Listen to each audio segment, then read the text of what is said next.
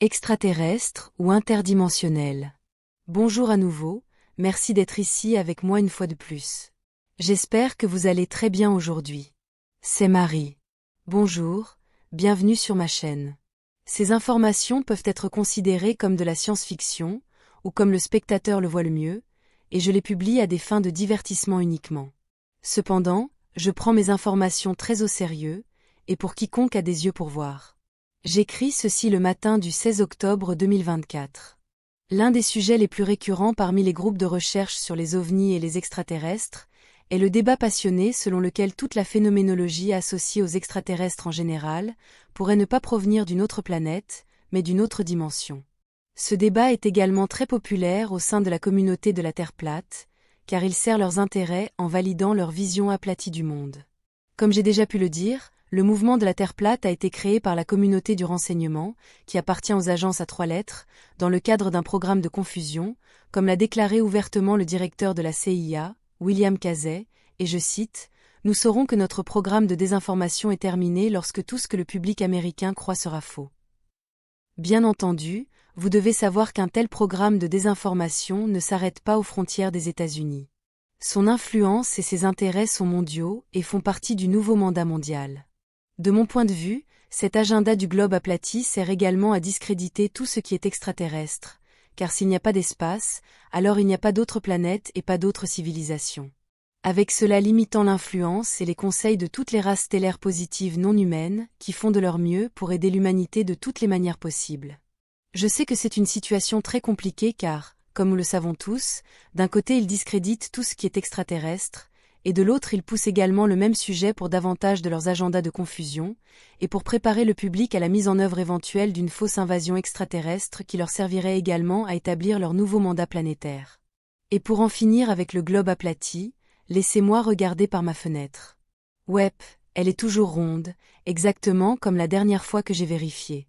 Note aux globistes aplatis, je ne vous dénigre pas, je félicite votre besoin de remettre en question tout ce que l'establishment impose, et de faire réfléchir les gens pour une fois et de ne pas suivre aveuglément les médias et la version officielle des choses. Et, oui bien sûr, toutes les agences spatiales mentent et utilisent des images de synthèse et autres artifices. Oui, elles le font, c'est indéniable. C'est juste qu'il y a aussi des manipulations avec le mouvement du globe écrasé.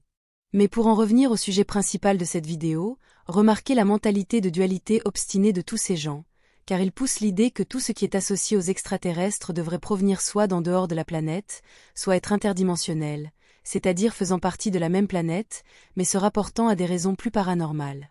C'est toujours l'un ou l'autre avec ces gens, du moins c'est ce que je ressens, comme s'ils étaient incapables de voir que toute cette phénoménologie peut être à la fois extraterrestre et interdimensionnelle.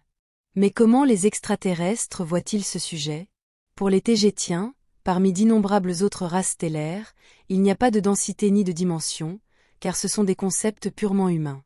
D'après ce que je vois et comprends, il n'y a pas non plus de domaine existentiel, car tout ce qui est considéré comme la réalité n'est que le résultat des fortes croyances et de l'attachement à ces idées de chaque être doté d'une âme.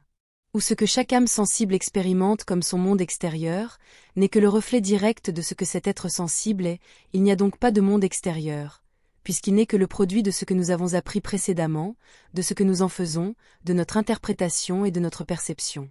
Comme je l'ai déjà dit, la seule chose qui pourrait définir un domaine existentiel sont les accords de perception et d'interprétation entre deux ou plusieurs âmes, où elles décident de faire l'expérience de la réalité plus ou moins de la même manière, car ces âmes sont unies par leurs idées similaires, mais jamais identiques. Par conséquent, il n'y a jamais de réalité extérieure à expérimenter, car être à l'intérieur d'une réalité n'est qu'une illusion, et cela s'étend également aux densités et aux dimensions, car les différences entre l'une et l'autre ne sont que subjectives et basées sur la perception, le niveau de conscience et la capacité de chaque âme sensible dotée d'une conscience élevée. Cela signifie que ce sont les créatures dotées d'une âme qui décident de ce qu'est un domaine existentiel, et cela vaut aussi bien pour les réalités individuelles que pour celles créées par une communauté d'individus aux vues similaires partageant plus ou moins la même perception et les mêmes idées. Il n'y a donc aucun moyen de définir une densité, car cela dépendrait uniquement de la plage de perception et de la capacité de prise de conscience de chaque conscience.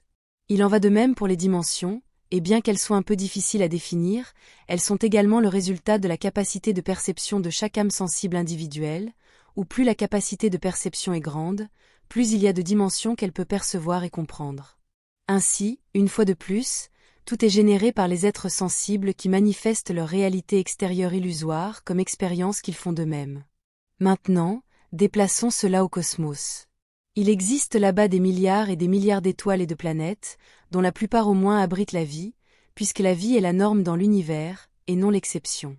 Certaines de ces formes de vie sont plus isolées que d'autres, y compris des créatures très intelligentes, dont beaucoup ont développé des structures sociales complexes et des civilisations, dont la plupart restent isolées de la communauté galactique générale, en particulier celles qui n'ont pas encore développé les voyages spatiaux.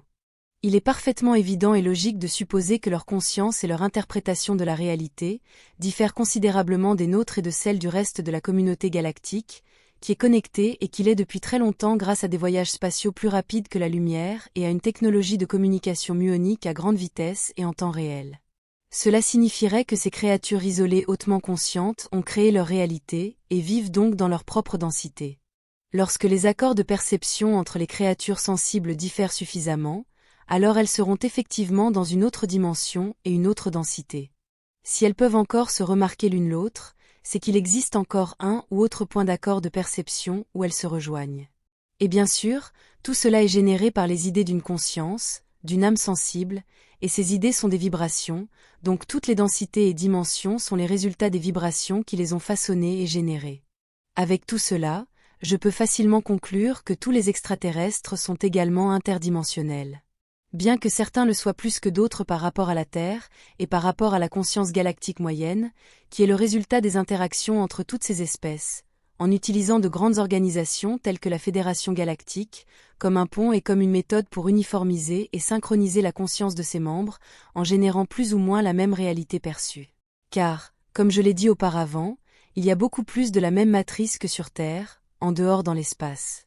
Alors, toute la phénoménologie associée aux extraterrestres est-elle interdimensionnelle ou extraterrestre?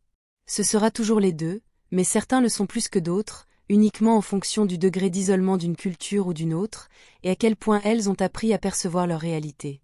Mais nous devons également tenir compte du fait que je ne parle pas ici uniquement d'isolement physique, car même si elles sont séparées, si deux ou plusieurs de ces communautés appartiennent à la même espèce, comme les Lyriens par exemple, alors leur perception sera similaire, puisqu'elles partagent déjà le même corps de base, et elles généreront donc une réalité extérieure qui est également similaire les unes aux autres.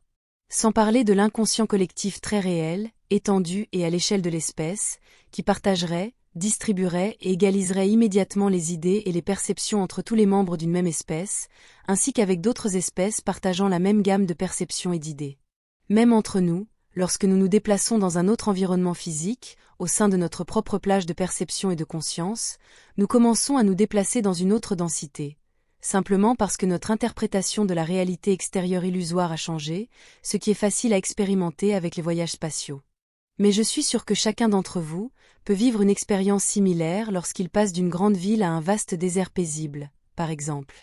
Encore une fois, c'est l'idée que vous êtes toujours dans le même royaume qui vous convainc que vous y êtes toujours, par exemple dans le monde matériel des vivants, mais ce n'est pas nécessairement le cas d'un point de vue plus large.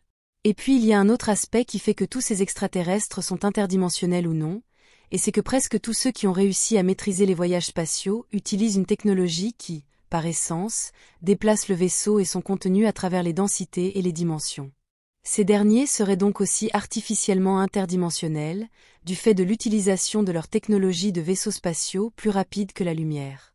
Et pour compliquer encore plus les choses, certaines créatures physiques peuvent sauter d'une dimension à l'autre, sans avoir besoin d'aucune technologie, en utilisant uniquement le pouvoir de l'esprit.